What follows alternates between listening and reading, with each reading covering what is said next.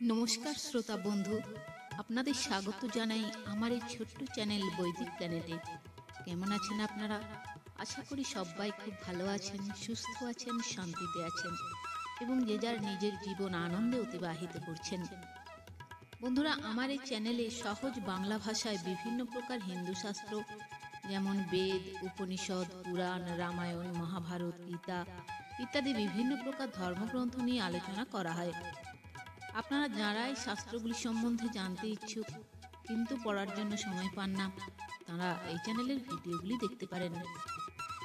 বন্ধু, আপনি এই ভিডিওটি দেখছেন মানেই আপনি আধ্যাত্মিক জগতের মানুষ, হিন্দু ধর্মের প্রতি অনুরক্ত এবং আপনি অবশ্যই এটা মানেন যে গীতা, বেদ, পুরাণে লেখা কথাগুলি আজকের সময়েও কতটা প্রাসঙ্গিক। পুরাণ গ্রন্থে কথিত আছে যে যে ব্যক্তির বাড়িতে প্রত্যহ বেদ, পুরাণ, গীতা, রামায়ণ অথবা মহাভারত ইত্যাদি পাঠ হয়, সেই সাধুজনের সমস্ত দুরবস্থা কেটে যায়, তার মনের সকল ইচ্ছা পূরণ হয়। তাই বন্ধুরা, আপনাদের কাছে অনুরোধ, ভিডিওটি না টেনে অবশ্যই পুরো ভিডিওটি শুনবেন এবং কমেন্টে অবশ্যই আপনার মূল্যবান মতামত জানাবেন এবং চ্যানেলটি অবশ্যই সাবস্ক্রাইব করে রাখবেন এই ধরনের আরও নতুন নতুন ভিডিও পাওয়ার জন্য। তো বন্ধুরা, আজকে আপনারা শুনবেন বৃহৎ নারদীয় পুরাণ থেকে সগরাভিষেক এবং ঔরবের নিকট সগর পত্নীদ্বয়ের পুত্রবর প্রার্থনা এবং সগর সন্তানগণের অত্যাচার। তাহলে শুনতে থাকুন। ঋষিমুখে নীতিবাক্য করিয়া শ্রবণ, তবে ক্রোধ ত্যাগ করে বাহুর নন্দন। শান্ত ভাব বিজ্ঞবর হইলেন পরে, হেরি তাহা মুনিবর সন্তুষ্ট অন্তরে। হস্তস্পর্শ করি মাথে আশীর্বাদ করে, কৃতকৃত্য করিলেন যুবক সগরে। ঋষিগণ সগরে রেলয়ে নিজ শনে, রাজ্যে অভিষিক্ত করে বাহুর নন্দনে। সগরের দুই পত্নী ছিল সুবদনী, সুমতি একের নাম প্রধানা কৈশিনী। সূর্য বংশজাত হন উভয় রমণী, বিদর্ভ রাজার তারা দুইটি নন্দিনী। অভিষিক্ত হেরি রাজ্যে সগর রাজারে, ঔরব ঋষিবর যান তাহার গোচরে। আশীর্বাদ করি নৃপে করি সম্বোধন, পূর্ণ আশ্রমেতে তিনি করেন গমন। যবে ঔরব ঋষি ছিল সগর ভবনে, রাজপত্নী দয় তবে আসে তাঁর স্থানে। ঋষির চরণ দয় করিয়া বন্দন, পুত্রবর চাহিলেন তাহার সদন। মন্ত্রবেত্তা ঔরব ঋষি শুনিয়া শ্রবণে, ভাবি ভাগ্যলিপি পাঠ করি নিজ মনে। সমাধি বলেতে সব জানিয়া অন্তরে, হৃষ্ট মনে কহিলেন রমণীদ্বয়েরে। অবধান কর দোহে আমার বচন, একমাত্র শ্রেষ্ঠ পুত্র পাবে একজন। 60,000 পুত্র অন্যজন পাবে, আমার বচন মাতা অবশ্য ফলিবে। দুইটি বরের মধ্যে যেটি যিনি চাও, প্রার্থনা করিয়া তারা মম পাশে লও। সগরের রানী যিনি প্রধানা কেশিনী, বুদ্ধিমতী বিচক্ষণা সেই বিনোদিনী। একমাত্র পুত্র সেই করিল প্রার্থনা, আছিল সুমতি কিন্তু বিমূঢ়া ললনা। 60,000 পুত্র চাহিলেন তিনি, অতএব বর দেন ঔরব মহামুনি। তারপর কিছুকাল অতীত হইলে, তনয় উদয় এক কেশিনী কপালে। তার নাম অসমঞ্জ, বিদিত ভুবন। 60,000 পুত্র সুমতি যে পান, ক্রমে অসমঞ্জ হয়ে উন্মাদ সমান। করিতে লাগিল কত কার্য অনুষ্ঠান, তাহা হেরি সগরের অপর নন্দন। সেই পথে ক্রমে তারা করিল গমন। অসমঞ্জ দুর্বৃত্ত হয়ে দুরাচার, করিতে লাগিলা সদা নানা অত্যাচার। অসমঞ্জ সহ সব পুত্র আচরণ, হেরিয়া দুঃখিত বড় সগর রাজন। হেনমতে কিছুদিন বাহিত হইলে, অসমঞ্জ গুণবান পুত্র যে পাইলে। অংশুমান নাম তার, বিদিত ভুবন। সদাচারী উপকারী ধর্মপরায়ণ। পিতামহ সগরের হিত অনুষ্ঠানে, সদা অংশুমান রত ছিল কায় মনে। বিশ্বাস করেন তারে সগর রাজন, সেই হতে বংশগুণ হইতে বর্ধন। অসমঞ্জ সহ আর পুত্র প্রতি, কর্মহেতু তাহাদের নাহি প্রীতি। হেনমতে দিন যায় বৎসর বাহিত, পুত্রদের হেতু রাজা হলেন চিন্তিত।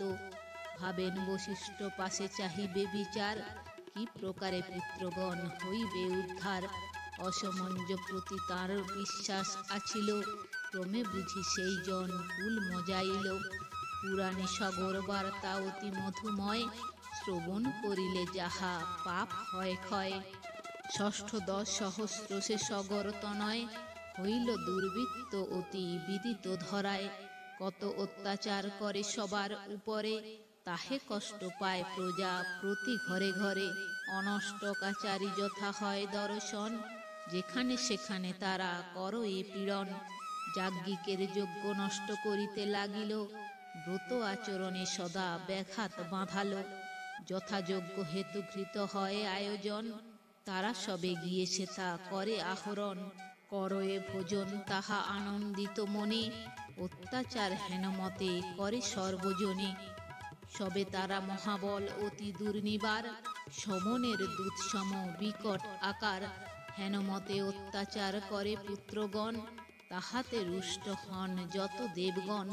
সগর পুত্রগণ যত এমন প্রকারে, কত অত্যাচার করে রাজ্যের মাঝারে। সবলে অমর ধামে করিয়া গমন, অপ্সরাগণের রাজ্যে করিয়া নয়ন। তাহাদের সহ সুখে করয়ে বিহার, হরিয়ানে পারিজাত আপন আগার। ব্রাহ্মণের ধরি ধরি টিকি কাটি দেয়, মুনিদের দাড়ি ধরি সজোরে টানয়। বিকলাঙ্গ হেরি কত অঙ্গভঙ্গি করে, ভিখারি জনের হেরি মারে ধরে ধরে। ভালো বেশ ভূষা করি গেলে পথি মাঝে, তাহারে ধরিয়া ফেলে করদম সমাজে। হেনরূপে অত্যাচার করে পুত্রগণ, অত্যাচারে হাহাকার করে প্রজাগণ। সর্বদাই ভীত সবে রাজ্যের মাঝারে, কি উপায় হবে তাই সবে ভেবে মরে। সগর অবাধ্য সবে হয় পুত্রগণ, দর্প নাসিবারে হেতা চিনতে দেবগণ। হেনমতে অত্যাচারী সকলেই হলে, সুরপুরে দেবগণ চিনতেন সকলে। কেমনে করিবে না সগর সন্তানে, দেবগণ এই চিন্তা করে মনে মনে। মন্ত্রণা করিল সবে মিলিয়া তখন, তরাগতি চলিলেন কপিল সদন। কপিলানন্দ যথা পাতাল নগরে, মহাজ্ঞানী হরিসম খ্যাত ধরা পড়ে। সুরগণ সেই স্থানে করিয়া গমন, ফেরিলেন ধ্যানে মগ্ন কপিল সুজন। নয়ন মুদিয়া ধ্যান করিছে অন্তরে, অগ্নিসম দিব্য তেজ হেরিল শরীরে। উপনীত হয়ে সেথা যত সুরগণ, কপিল মুনিরে সবে করেন বন্দন। সম্মুখে দাঁড়ালেন সবে হয়ে জোড় কর, কহে তবে স্তুত বাক ওহে বিশ্বধর। তুমি প্রভু জিতেন্দ্রিয় তেজের আধান, আমা সবে রক্ষা করো ওহে ভগবান। তুমি কৃষ্ণ তুমি বিষ্ণু তুমি জনার্দন, তোমার চরণ দয়ে সতত বন্দন। ভক্তের ঈশ্বর তুমি দয়ার সাগর, সিদ্ধ কর মনোরথ পুরুষ প্রবর। অখিল কারণ তুমি সবাকার গতি, ভক্ত বাঞ্ছা কল্পতরু ওহে মহামতি। 60 সহস্র দেব সগর নন্দন, অতিশয় অত্যাচার প্রজারে পীড়ন। তাহাদের অত্যাচার সহনে না যায়, ভয়ে কাঁপিতেছে ধরা শুনো মহোদয়। যোগ্য ভাগ হরিলয় তাহারা সকলে, দেবতার অপমান হয় সর্বস্থলে। বড়ই উদ্বিগ্ন মোরা তাহার কারণে, উপায় করহ দেব প্রণতি চরণে। তোমার নিকটে মোরা লইনু শরণ, পৃথিবীকে রক্ষা করো ওহে মহাত্মন। কপিল মুনির কথা অমৃত আধার, ভক্তিতে শুনিলে নর হয় ভবপার। তো বন্ধুরা, আজ এই পর্যন্তই। ভিডিওটি যদি ভালো লেগে থাকে তাহলে লাইক কমেন্ট শেয়ার করে আপনার প্রিয় মানুষদেরও দেখার সুযোগ করে দেবেন, এবং এই ধরনের ভিডিও আরও দেখার জন্য চ্যানেলটি সাবস্ক্রাইব করে পাশে থাকা বেল আইকনটি প্রেস করে দেবেন পরবর্তী ভিডিও নোটিফিকেশন পাওয়ার জন্য। সবাই ভালো থাকবেন, সুস্থ থাকবেন, আনন্দে থাকবেন।